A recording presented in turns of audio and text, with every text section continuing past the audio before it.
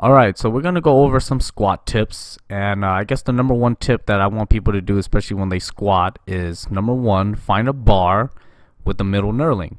The middle knurling is meant to eat at the shirt that you're wearing. So that's why I usually always recommend people to wear a shirt and not a tank top.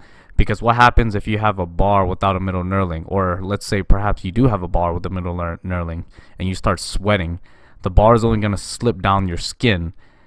So wearing a shirt, even chalking the shirt before you start sweating is ideal, because the more stable the bar and the weight is on your back, the safer it's going to be.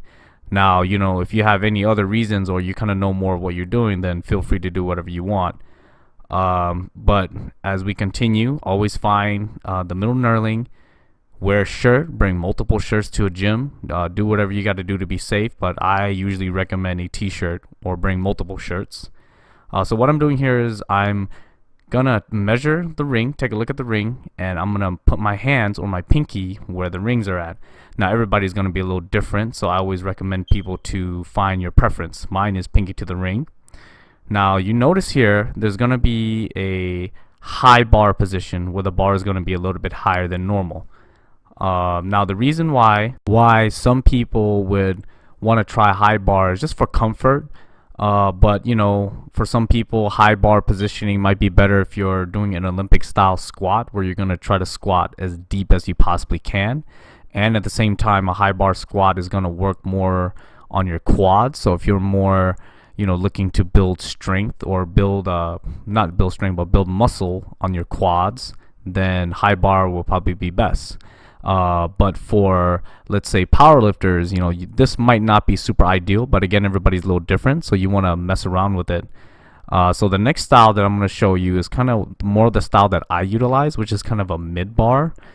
I don't really like going high bar because when it sits on my traps, it kind of hurts. So I put the bar literally right above or right below the bone or the spine of my scapula. Now, if you don't know what that is, just go ahead and Google that. But I literally put the bar right underneath the spine of my scapula where it kind of sits on my rear delts a little bit. It's not like a true low bar, but it's kind of like a mid bar. And this is where I feel the most comfortable. When I put the bar a little bit too low, I feel like the bar is going to slip off my back. And when I put the bar a little too high, I feel a little bit weaker. So if you ever watch me squat, this is the preferred position for me. Now I'm going to show you a little bit of the low bar, which is a little bit lower, right? And this is where a lot of powerlifters usually like it. It sits more on the rear delts. It sits more on your center of gravity, because usually for a power lifter, right, you want to stay on your heels. And when you stay on your heels, when the barbell is directly above your heels, you're going to have a more powerful squat.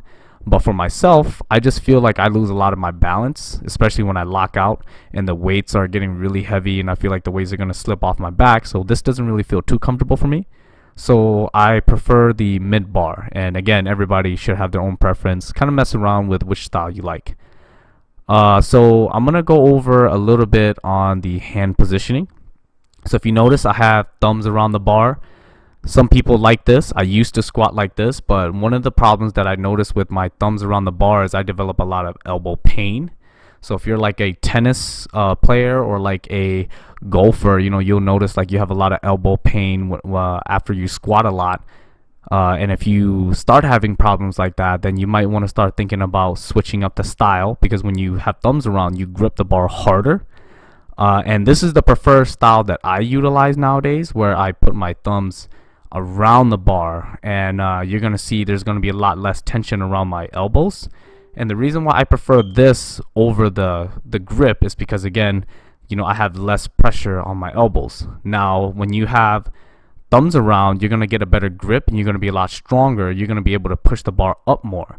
But when you have a thumbless grip, for me, I get to focus more on flexing my lats because I have less pressure on my hands, right? And at the same time, because my thumbs are loose, what I do is I push the bar forward versus push the bar up. Okay? So once you see, I'm going to get set, I'm going to flex my upper back together.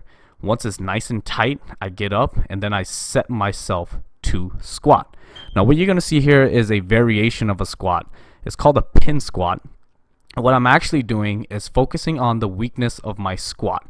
So I'm going to slow down just a little bit and bring the bar to a pause. And this is going to help me focus on that weakness that I'm trying to train, which is right out of the hole at parallel. Alright, so what you're going to notice before I pick up the bar, I'm going to do like a little dip with my chest, right? And what I do when I dip my chest forward is I squeeze my upper back together. Right when I squeeze my upper back together, I pick up the weight.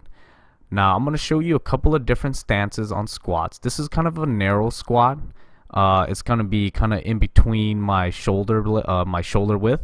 So this is kind of preferred if you're trying to build a lot of muscle on your quads, and high bar will probably work best.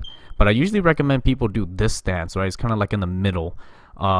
Your heels are going to be lined up at the edge of your shoulder blades a little bit more. You're going to be more in an athletic stance, and as you squat, you're going to be able to keep your knees out more, and this is the kind of position that you want to maintain. Of course, my feet are going to be turned out slightly more, and it's going to turn out more the wider I squat.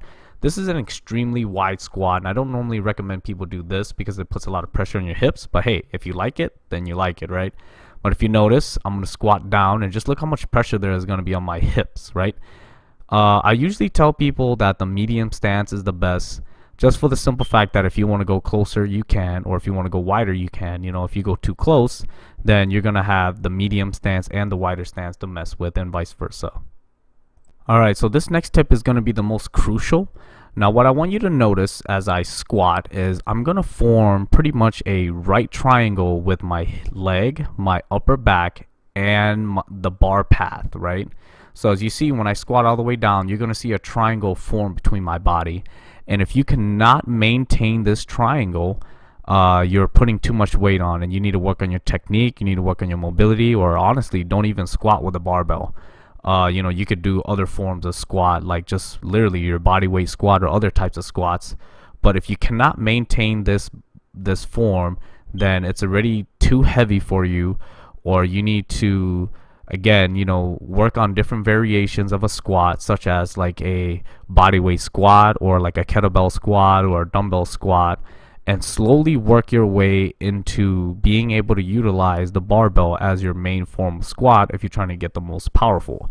But again, if you're just a person who's trying to gain a couple muscles here and there, gain some glute muscles here and there, you do not need to focus on the barbell squat. But I highly recommend being able to utilize the barbell squats, as you're going to be able to lift the most amount of weight, and lifting more weights equals more muscle.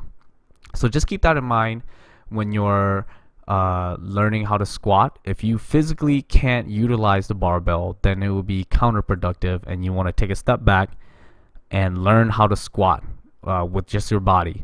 Learn how to squat as deep as you can, and if you can't do it, then do a lot of stretching, do a lot of foam rolling. And if you don't know what foam rolling is, you need to get with the program. Foam rolling and stretching right now is like one of the best things that you could do to prevent injury, and honestly, injury is the only thing that's going to cause you from not making any gains. So make sure you stretch, do a lot of foam rolling, and work on your mobility. And if you can't maintain this triangle, then you're losing a lot of strength, you're losing a lot of potential gains in the future when it comes to strength gains, muscle gains, fat loss gains. All right, so pay attention to that. This tip is very crucial.